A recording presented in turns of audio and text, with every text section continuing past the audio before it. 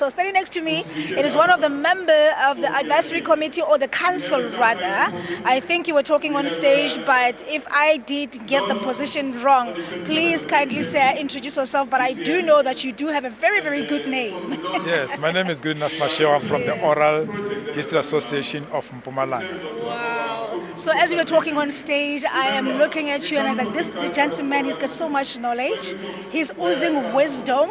And I'm just, I can't wait to speak to him. So please tell us about your position, especially in the council that you're actually representing in Mpumalanga. And what is your involvement in OHASA conference here today? Okay, my involvement in Mpumalanga, I'm on the Oral History Association of Mpumalanga Executive. Together with other people in that province.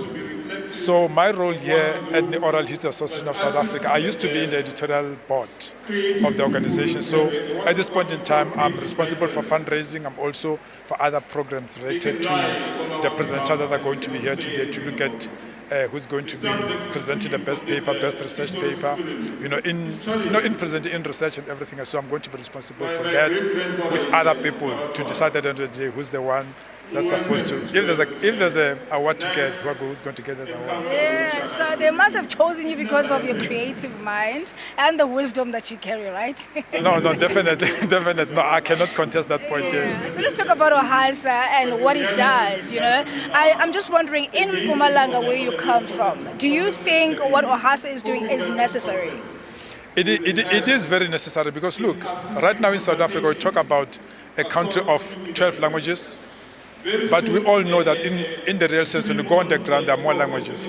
So what OHASA is doing is really to remind us of who we were before the colony, which is not actually before apartheid, before the colony, not after apartheid, because there's always talk of post-apartheid, but we need to look at who were we before the colony. Before the history that we have now, that's written down, history was written.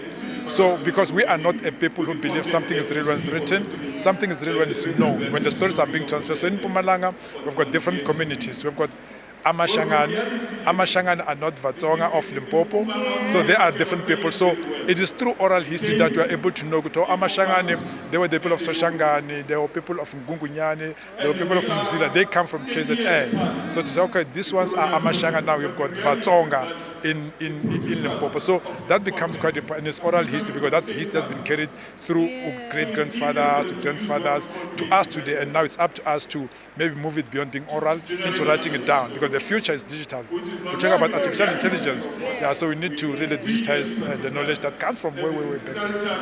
But what do you think South Africans really don't know, especially the importance of this program?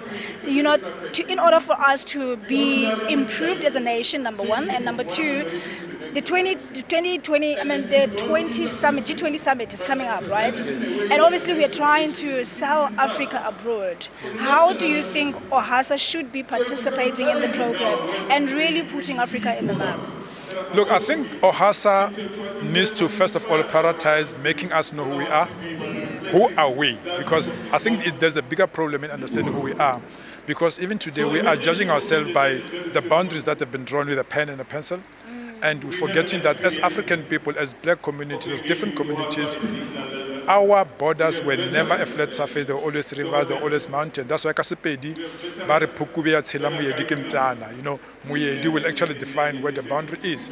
So OHASA needs to go back and really say to communities, because the smallest unit of every community is a family. Omangwena, just who are you? Once you are able to find who you are, you'll be surprised that five people down the line, you are actually related to the next person. So once we know our roots, you might find that your great actually was the so-called Zambian now.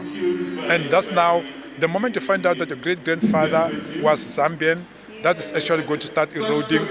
If you have got bad feelings about Zambians, you start feeling, oh, in a way, I am also Zambian. So OHASA must take the responsibility to make sure that we know who we are. Family tree must be the project that everybody does at home. Some people got their grandparents still living.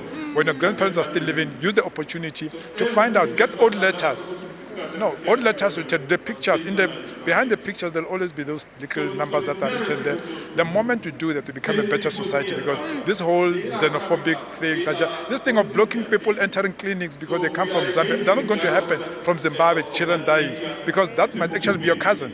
Yeah. If you know yourself, that might be your cousin, yes. Wow. That's a very, very good warning, honestly speaking. I mean, you're sharing very interesting information, and I'm so hoping that South Africans, you are learning. As Africans, we are one family. But thank you so much for talking to us. I look forward to your contribution, and I was hoping to be here maybe for longer, but I know that you're gonna bring that money so that the improvement and the program can improve. It should. That should happen. Yes. Thank you very much for the invitation. You enjoy the conference, sir.